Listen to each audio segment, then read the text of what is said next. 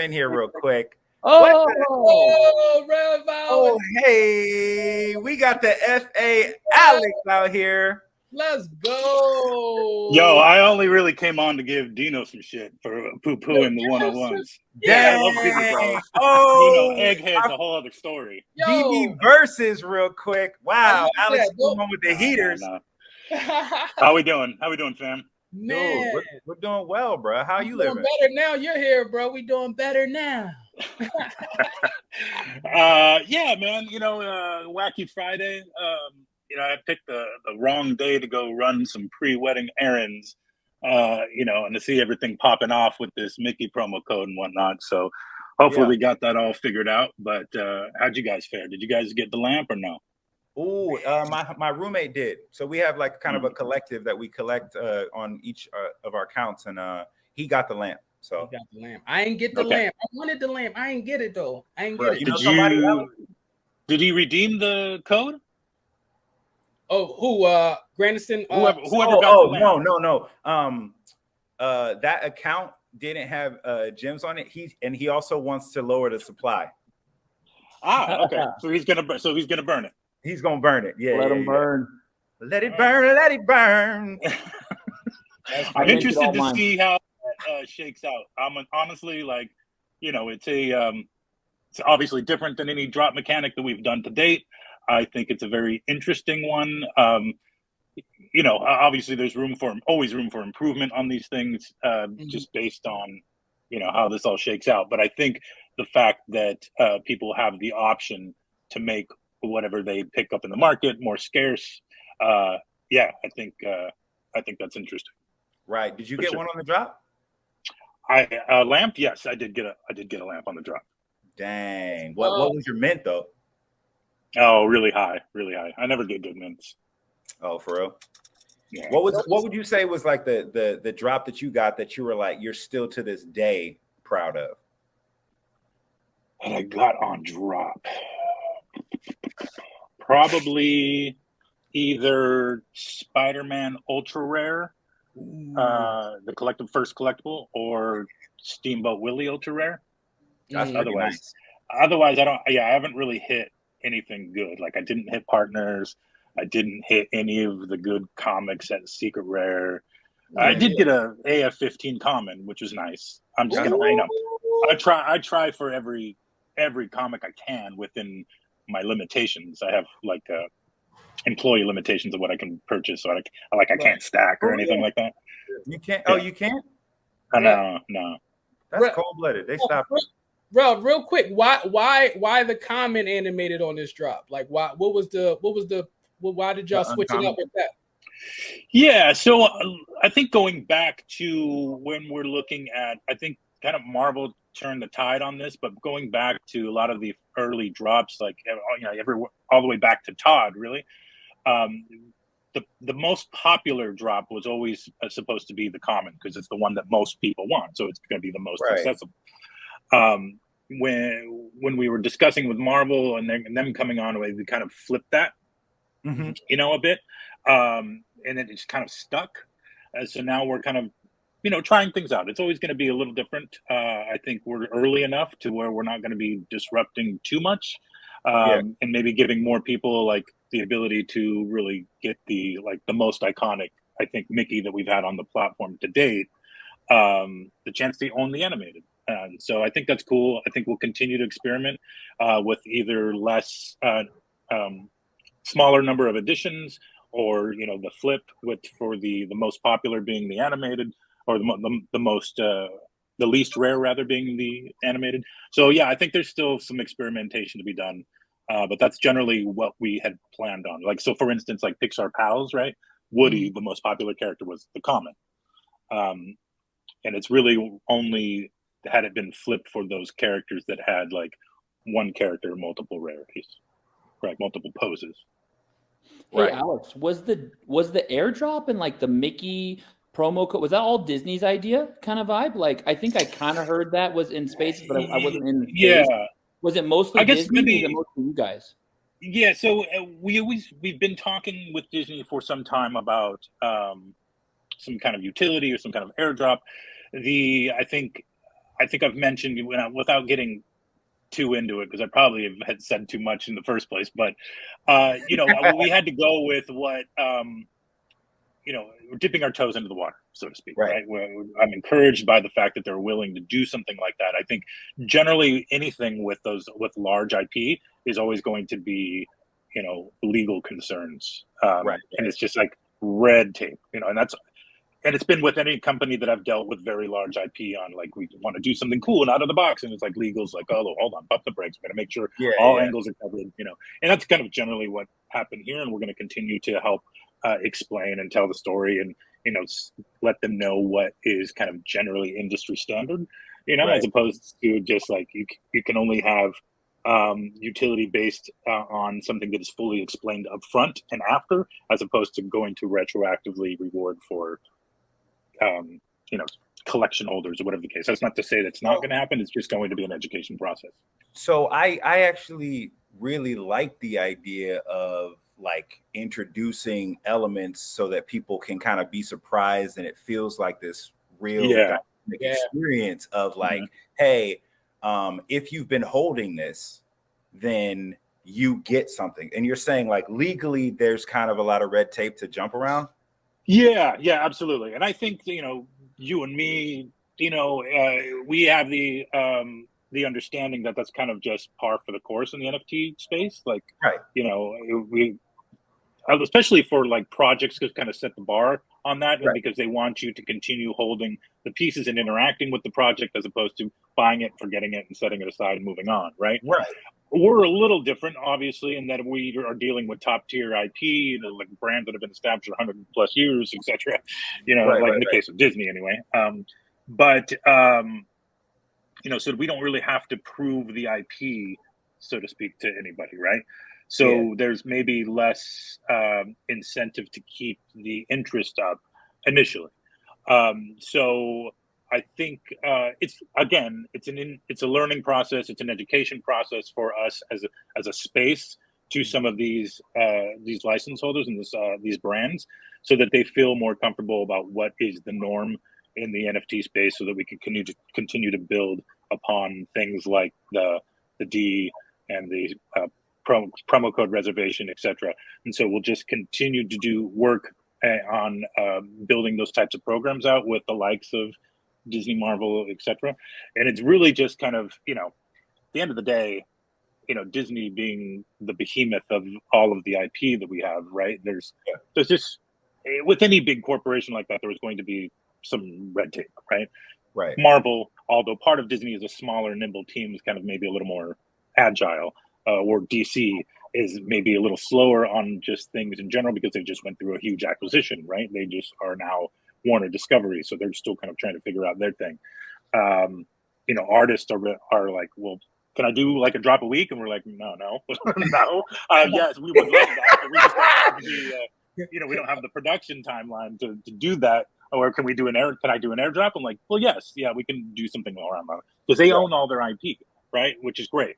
So we have a little more flexibility on that. It's just really, when it comes to, I think, any big brand like that, you're going to have to make sure that all the I's are dotted and the T's are crossed. Who would you say, as far as like the artists that are on Veve, like who would you say is like that artist that got like some heat, like yo, he got some heat ready to drop, like, you know, for you guys, like, you know, like what artists? Oh yeah, I mean, all of them, really. I know Kozik has some stuff in the wings that I'm really excited about, and he's been champing at the bit to get out. Jermaine, obviously, was kind of, we tried to close the gap in between his last drop and his next drop with the T-shirt thing that we did in DCon, and so at least to get something out there and to keep the brand fresh, we're going to be doing another one of those at DCon Anaheim. So make sure, you know, plan accordingly. Wait. Hold on. Go back. So if we have the T-shirt, or if we do the VIP pass? No. We're going to be selling another T-shirt NFT bundle. Oh, okay. At DCon Anaheim. Yeah. Got it. I was like, wait a minute. I have the Ron. I mean, Ron's had things lined up for days. You know, what's up with Labbit first? I mean, all of that Labbit breeding on And that is all. Those are all great ideas. I think those are all in the future, and we are excited to continue to kind of riff on those possibilities. But first things first, we got to get the Veve Bros out. Right? Yeah, and right. we've already said like what the first iteration of Veve Bros is going to be. It's going to be like next gen showrooms and the ability to kind of walk between them. Right. Hey, Alex, you did say something about the one-on-ones. I just say it just felt a little early to me. So like, and this is just an opinion, right? I don't work at Veve. To me, the market is already so hurt. To have something that sucks massive liquidity feels early to me. So for me to hear the market called mature, that's why I'm not a fan of the one-on-ones. Not because I can't attain them. I don't need to attain them. Right. But so that's just my opinion on it. I get it. It's a fair point. I understand. I'm like, look, we were actually late on getting those one-on-one. We've been talking about one-on-ones forever, right? And so at the end of the day, we really needed to give some of our, not only our artists, but like the Marvel artists, that outlet to kind of sell their works, because I think you probably saw back in the day, there were some news stories out about, Marvel doing NFTs with Veve, and then the artists weren't able to sell their own Marvel IP, even though they did the artwork for it. So this is their outlet to be able to do that.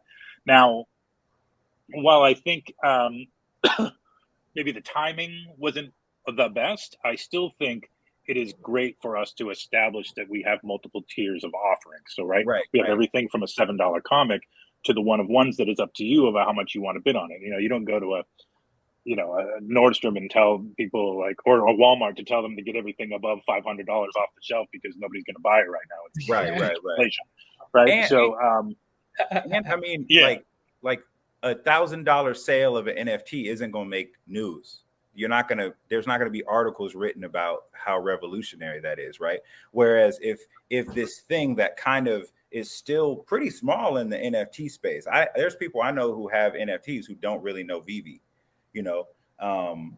says, hey, we sold something on an auction for 40K. That's at least going to have people go, oh, what's that?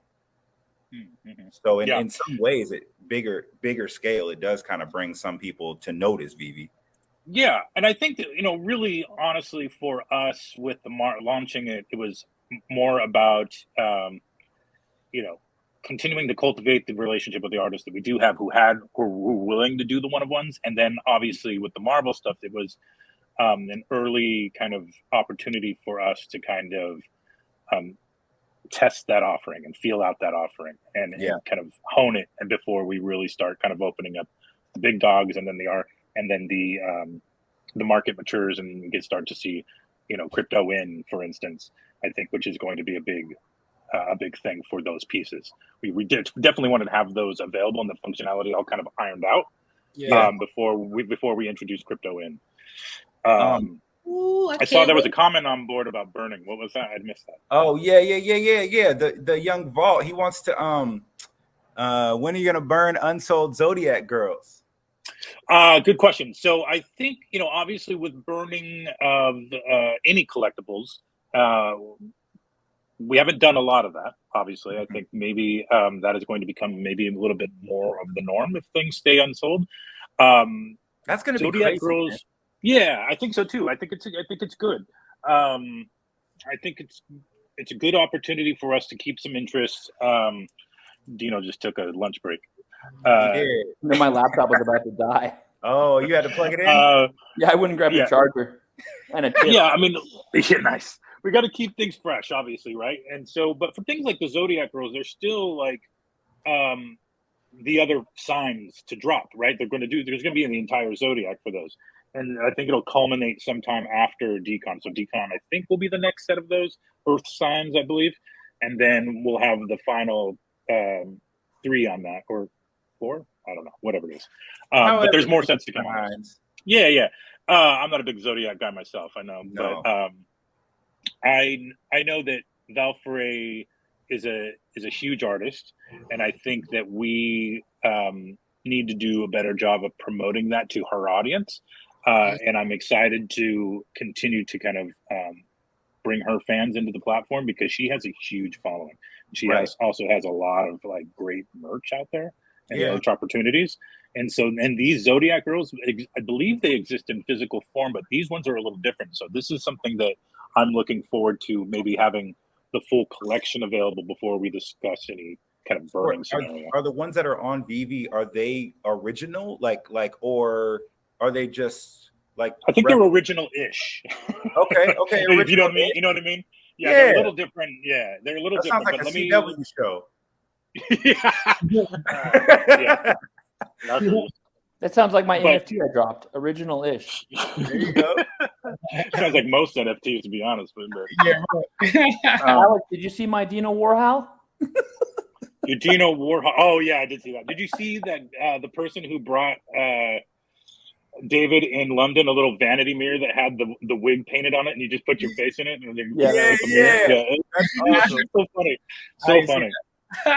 Wait, Alex, I got a question. You said something crazy. You don't have to answer this. Like, you don't, and obviously just say shut up. But you said something like about retroactive utility, which is going to make all the golden moment holders nervous.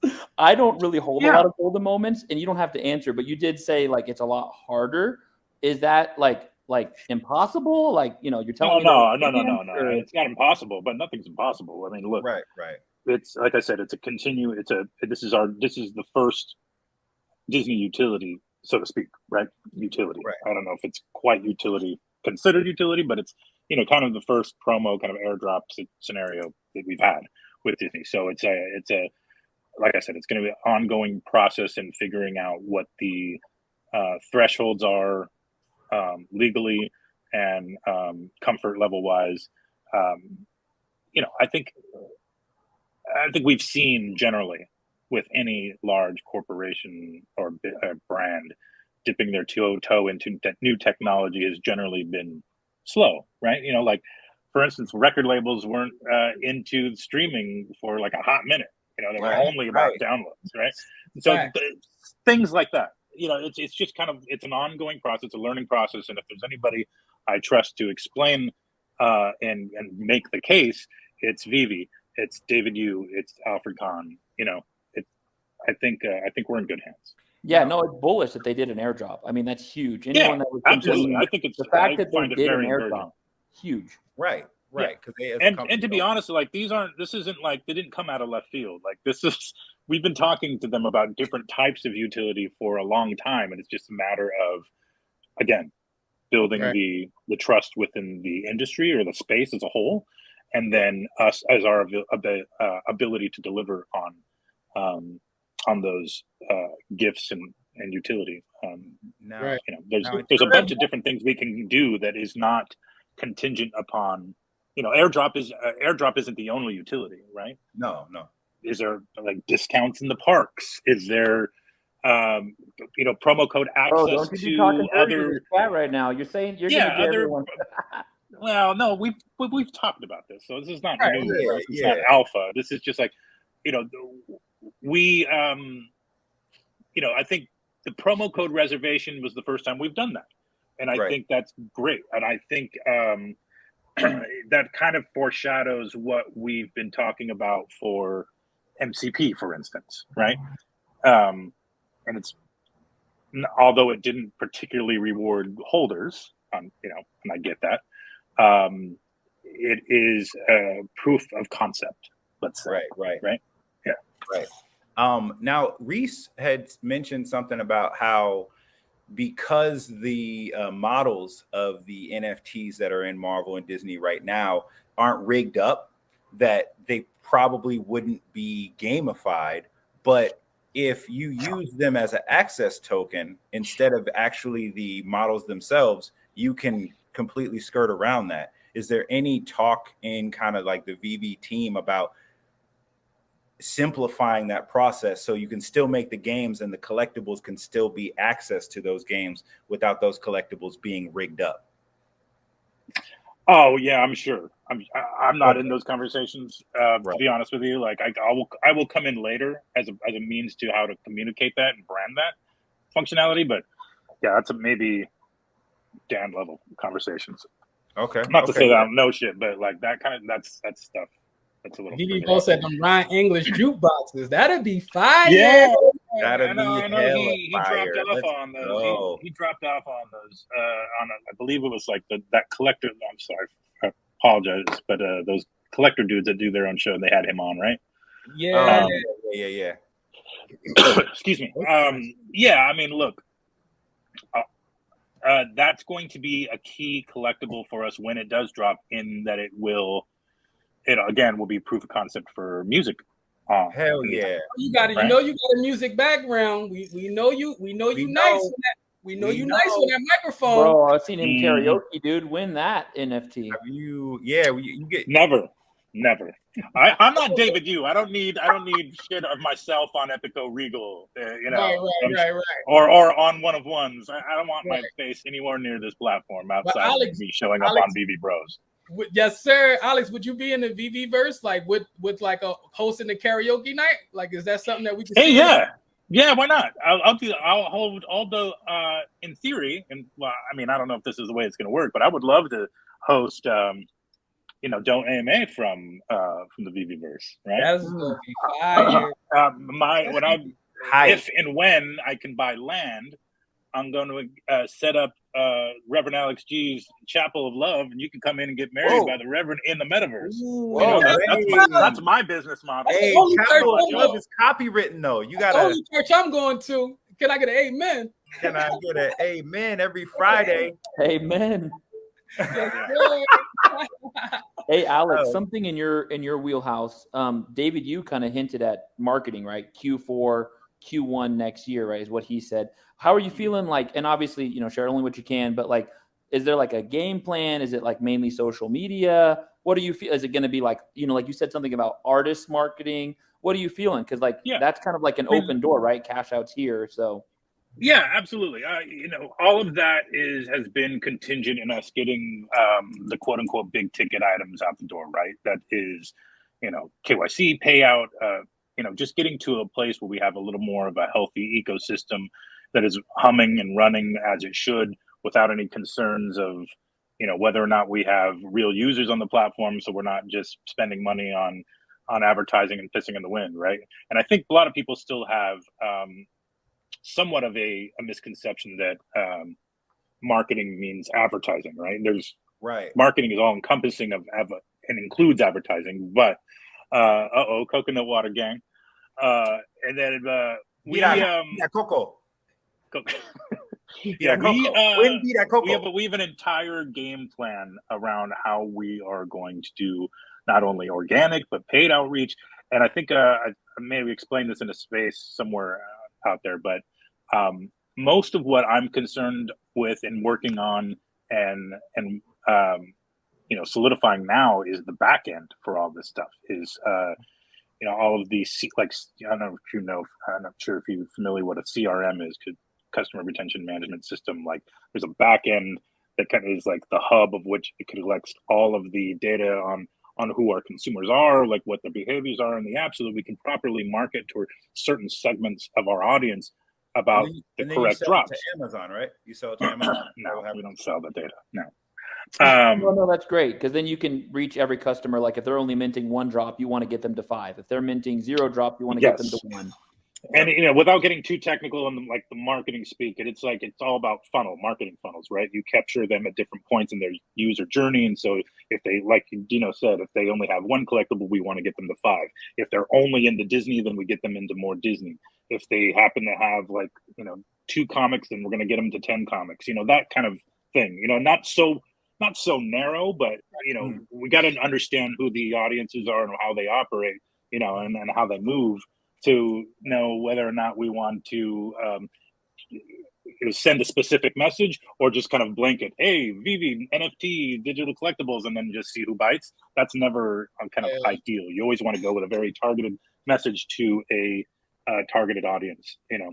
So that's part of what is in play right now with the kind of the infrastructure that we're building to do proper marketing, because otherwise it would have just been like, put a couple ads on Facebook and see what happens. And let's hope. That's not how I operate. He dropping gems, y'all. If y'all listening, dropping gems. Y'all gotta collect them gems right there. That's how you market, baby. Did we ever get one of those like She-Hulk QR codes on the on the door, like Disney involved in it, or is it like all Moon Knight did? Yeah, Moon Knight QR code. Like Moon Knight, She-Hulk has done it. Look, I think I mean, they're obviously the roadblocks for us doing that are clear, in that we don't have redeemable collectibles via QR code, because it would then, you can't have it would have to be a multiple use QR code, that points to a specific, it can't point to one specific collectible because they're unique, right? Whereas everybody kind of gets the same PDF when you scan She-Hulk. And then we have KYC and there's other things like that. So I'm also working on those types of opportunities that are maybe a little more streamlined from an onboarding standpoint. So more of our partnership marketing are things like you see with, the promo codes for like movie posters and movie releases, us in the Marvel booth at Comic-Cons, us doing things with Decon or specific artists around specific collectibles, just things like that, Here's a good question from the people watching. Sody Pop, love the name. Alex, what do you view as your primary audience, and what audience do you want to obtain you currently don't have? Certain age range or countries you'll concentrate on? Yeah, I don't know if there's one answer to that, right? There's several different audiences that we want to focus on, because we are we have a lot of different IP that doesn't maybe resonate with like every single person. Like, not everybody's into Star Wars. I'm into Star Wars. I'm not into Mermicornos. But I'll I fucks with Star Wars all day. I'll do, some people are super into the comics and they don't really mess with collectibles. So it's really about identifying the opportunities within those specific audiences, but also doing kind of like an awareness campaign across the board so that people are more educated on what NFTs are and how we do it differently. Yeah, like Tony hates Ultraman, so like he's not doing that. Hate is a strong word, but you're right. This TV show was corny, bro. I just didn't like it back in the day. Are you like an anime guy? I am. Otherwise? I do love anime. I'm about that anime life, but I guess like I missed Ultraman, so I didn't grow up watching Ultraman. So I was like, this piece looked dope. Yeah, but there's two different Ultramans, right? There's live action, old school Ultraman, and then there's Ultraman anime. Yeah, which is a totally different beast. Well, you talking about we want Demon Slayer. You said what? I said we want Demon Slayer for anime. Those things would be beautiful pieces, man. Look, we want Demon Slayer. Threw that in there all night. Okay, Dino, you got it. I think that David and Dan in particular are big anime heads. I am not, and so I'm gonna have to. There's a learning curve for me. You're not. I'm not. Oh, I just didn't grow up with it. I just didn't. What did you like cartoon wise growing up? I guess maybe adjacent anime. Like, so I was big into the original Voltron. I'm old as fuck, by the way. All original Voltron, Thundercats, Transformers. Okay. But at the time I was really watching like cartoons. I was really into like old school Looney Tunes, but then I got really into like Pee-wee's Playhouse and that shit. Like, I really like kind of that Dada, like out there weird shit. I like Ren and Stimpy. I was huge in Ren and Stimpy. So Voltron was the first drop that I actually participated and I hit, and I have that Voltron, and I love Voltron too. Do you guys see? I always been thinking about Voltron, low key. Do you guys see y'all doing more with Voltron? Like, do you guys? Yeah. Oh, that's good. But the one Voltron that we have isn't the OG. It's the it's the newer kind of like anime-ish style. So it's American anime Voltron. Yeah, right. Yeah, Netflix Netflix Voltron, which is still dope. It's just not. It's not the OG. But I see Veve and 3. Shout out Veve and 3 says Alex didn't watch my info dub. Yeah, I only got a little bit more time here, but okay. That's why I said original-ish rhubarb, original-ish, because I knew they weren't exact replicas. I had one question about MCP. So, in your personal opinion, like, what are the elements of the Master Collector program that you're most excited about in terms of bringing people on board? Like, what things do you think about the Master Collector program are going to onboard kind of the most people? If that's not too complicated of a question. I mean, it's not complicated, but it's hard to pick one thing, because I think as a whole, the program is really the first level of gamification in the app, right? It's the first foray into people being not only incentivized to participate, but also rewarded for that participation, which in itself is gamification. So I think it opens up a whole other dynamic for the app. And I think that one of the last pieces of the puzzle the ecosystem really needs to continue to be healthy. Because obviously, we all know this. We're kind of in a down market. It's a bear market. Across the board, everything's down. A lot of people are frustrated, and I get it. But it's not a problem unique to us. But to the extent that we can start to introduce things that we see as offering long-term health to the platform in general, I mean, let's just get it out already. Let's go. Let's do it. That's what I'm talking about. I'm trying to collect. I got hella uncommon comics. Really? Yeah. That's kind of the angle I've been going, because a lot of the time people will be like, "Oh, I want this secret rare," but for the same price, you could buy double the points, right, of that secret rare, either collectible or comic book. So. Right. We got some people throwing out some. We got Alex here for a little bit. We might as well go through. You turned into a full-on AMA. I was just coming on the hangout. I was going to ask you what music was. Yes. You want to roast me about them 101s? Come on. Yeah, exactly. Yeah. Anyway, dog would be dope. K Collects. I love her. I also came to give Anderson a little shit for not showing up to Don't AMA in a hot minute. He's come by and sing a couple times. Yo, give him shit. Give him shit. You can give me shit about my day job if you want to, but I got to pay the rent before I got to sing a song. I promise. It's daytime right now, and you're live streaming. I want to hear that. Yeah, but I mean, I'm about to take a nap. I think I gotta go. I'm about to take a man nap real quick, and then I got to go to work. Say this is your day job. Yeah, I mean, the optics. No, you're an entertainer, right? You go out to, you have a club gig tonight or not? So tonight I work at the restaurant that I work at. Okay. I think my next comedy show is going to be in November at the Hollywood Improv. So it's going to be a little bit. Yeah. But Tony Get the Omis on that too. So right now it's and building community stuff. So cool. Yeah. Right on. Yeah, I have my fiance or soon to be wifey's good friend is also a comedian here in LA, and we go to see her sometimes. I think we've been at like Ice House and a couple of places. Monique Flores. Oh, dope. Yeah. Hell yeah. Okay. In fact, I think she was on the Amazon thing that you were on. Wait, she was on Laugh After Dark? I think that's what it's called, right? It's like the Amazon Prime specific, like, yeah. They filmed it at the Ice House. Yeah. Oh, did they? Hold on. That's dope. It was early on. I think it was one of the first seasons. Oh, the first season they did. Yeah, because the second season they filmed it in a hot ass little room. And the mics were quiet. Mics were too quiet for me. It seemed like the production value was just like, we're just gonna throw some money on it and see if it sticks, and then we'll figure it out later. And now they're in Vegas and doing it big. But yeah. Oh, really? Wow. Okay. Yeah, they're doing a lot right now. They're taping people special, so it's real cool. But it's gonna have nothing on my League of Comedy. But that's another thing. Oh, real quick, if we wanted to have our own NFT project, who do we get in touch with to get Omi burning as part of our project? Reese. Okay.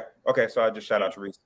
I thought you were gonna say, how do I mint my NFT on Veve of the Veve Bros? Yeah, I thought that's where that was going. I was like, bro, I know you can't answer that. He wouldn't fish. He wouldn't do that. Like I wouldn't do all that, bro. I would just see you at Decon Anaheim and be like, "Yo, we got some in the future."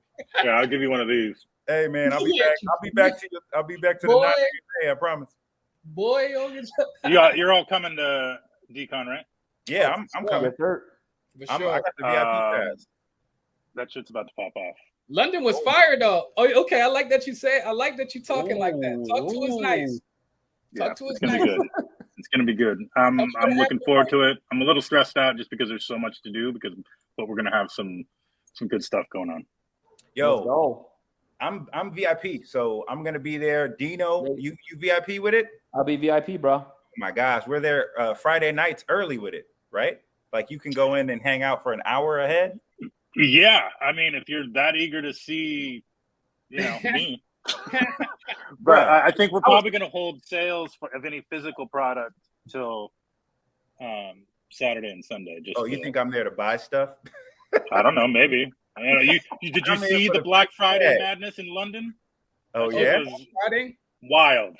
Yeah, that was for the NFT, right? The 1/100. Yeah. Yeah, I'm excited, man. I can't wait, man. I'm excited. Even the last one, it was pretty dope. Like, I mean, the karaoke and all that. Yeah, like, I mean, just the party period. Y'all had the food. That wasn't even really sanctioned after party. That was just a bunch of people decided to go to a bar and go do karaoke, and yet people call it the after party. Oh, that wasn't Veve official? No. I was just like, I told Max, JD, I think probably Tabs. I was like, yo, let's go do some karaoke, and they're like, all right. And so then everybody, all of a sudden, there was like 20 effing Veve people there, and I was like, all right, well, I guess this is a Veve thing. Yeah, you started a Cool Kids Club. So you saying this time around it's actually going to be like a structured after party? There's going to be an actual after party. Yeah, Dino, and it's not going to be super fancy or anything by any means. This is me we're talking about. How I do. I like to keep it lowbrow. All right, let's keep it lowbrow. It's business casual. Let's keep it it's dive bar situation. I mean, they're like we did after the kickoff party. That place was a dive bar. That's how I roll. That's the best way to be because it's chill. We ain't got to go to some high 5-star bar. I don't need the unts. With the I don't need bottle service. Yeah, I need bottle service, man. I'm gonna tell you the truth, Alex. I need bottles. I need all that. I need models. I need all that. I need cheeks with Veve on the cheeks. Like, no. How many people got Veve on their butt cheeks in London? It seemed like there was like 20 people. I heard. So nobody on their butt cheeks, but like one dude had it like suspiciously low on his hip and like was pulling down his pants. So I was like, yo, and then he's like, oh, here it is, and I'm like, that's an interesting choice, but good on you, I guess. Yeah. Everybody else was like here on the arm, like on the leg, or on the wrist. This dude was like straight up, like pulling his pants off. So I was like, yo. Okay. So is that the new requirement? Here's a logo. Stamp yourself with Veve or something like. No, it was. It was funny. Like I actually was. To be honest with you, I was kind of joking, but like I didn't think anybody was gonna do it. I literally did not think. You gotta stop acting like you can't influence these people. But look, there was the big convention hall, right? And then Decon was on one side, and the big London tattoo show, like that was way bigger than Decon, was all across the hall. And I was like, hey, well, since it's there, if you go across the hall and go get a Veve tattoo, I'll give you a gold and silver logo. And then I had people lining up, coming up to me, and they're like freshly inked, and I was like, oh no, what have you done? Did you give it to him? Yeah. I mean, if you're gonna put that brand your body with the logo, at least you gotta give it a logo. Bro, right. You said if you do it, we'll give you $2,000 basically. That's why they did it. Yeah, I paid for the tattoo, but like same time, you got to live with that for the rest of your life. Veve lives. That's crazy. Yeah. That's when you know your company is doing well. We're doing well out here. That's crazy. Yeah, look, at the end of the day, it was very flattering. I think that people really wanted to feel that passionate about the company, that they wanted to brand themselves with it. I think it was a fun little promo that we did specifically to Decon London because there was a tattoo convention next door. That's not going to be a standing offer, by the way. Please don't anybody go out, get a tattoo, and then come to me at Decon Anaheim and be like, check out my butt cheeks. No way. That's on you. Someone's going to do it. That one's on you. And I'll give you a common alpha flight for that. You heard it here first. He's cold for that. He's cold on your butt, and Alex is going to give you an NFT. He said alpha flight though, the common one though. He's gonna give you that. Out of all the ones, he said he's gonna give you that one. I'll give you a common squirrel girl for that effort. Oh, rest in peace, squirrel girl. Oh man, that's funny. Hey, Squirrel Girl, by the way, slept on. A, B. No, I'm serious. I'm not kidding. She has an original podcast on the Marvel Network on Sirius. She is probably going to be introduced at some point in whatever next thing Marvel does. You saying the person who playing her character has a podcast? It's an AT&T girl. No, the character has Squirrel Girl has a live action radio play podcast. Yeah. Like Marvel does a bunch of those. They do like radio plays. Yeah. Oh, Yeah. I didn't know that. Okay. They're like basically acted out versions of comic books on Sirius, I believe. Okay, so she slept on. You telling us we sleeping on Squirrel Girl? Yeah. See, look, Rhubarb knows, Veve 3 knows, because also she's like one of the few people in Marvel Universe, not MCU, but in the Marvel canon to defeat Thanos. Like, she's no joke. She's legit. Yeah, but that's the writer defeating. Like, she's not actually dope like that. Squirrel Girl is the comic only. The Alex, I mean, that argument. Come on, that argument's whack. It's the writer. Of course it is. I just want to see what your brain would do with that. Alex, the most thing that happened for Squirrel Girl when David, you said we could burn them. That's. Although I do like. Hey, look, I think across the board, that mechanic, and by the way, some of that, because some of that mechanic that he explained in London about, burning X number of commons and uncommons and rares for quote unquote prototype 1 of 1 or 1 of 10, I think is really compelling. I think it's super interesting. So a lot of people did. Yeah. Yeah. I think we can continue to explore stuff like that. And that's not to say that go pick up a bunch of Squirrel Girl and hold it until that functionality exists, because who knows when that's coming. But be at the end of the day, collect what you like. If you happen to read Squirrel Girl, or if you listen to the podcast and you like it, it's a cool comic. And the exclusive covers are great too. That artist is amazing. I love her. I'm gonna make a video about. I don't know. People like the meme shit immediately. Yeah, that's true. That's true. No, it is dope though, and I think that she still has so much room to come into the MCU, and have a show or have a Squirrel Girl on Disney Plus. I'd watch that. You guys are killing me with the Squirrel Girl show. Bruh, you got to get with it, Dino.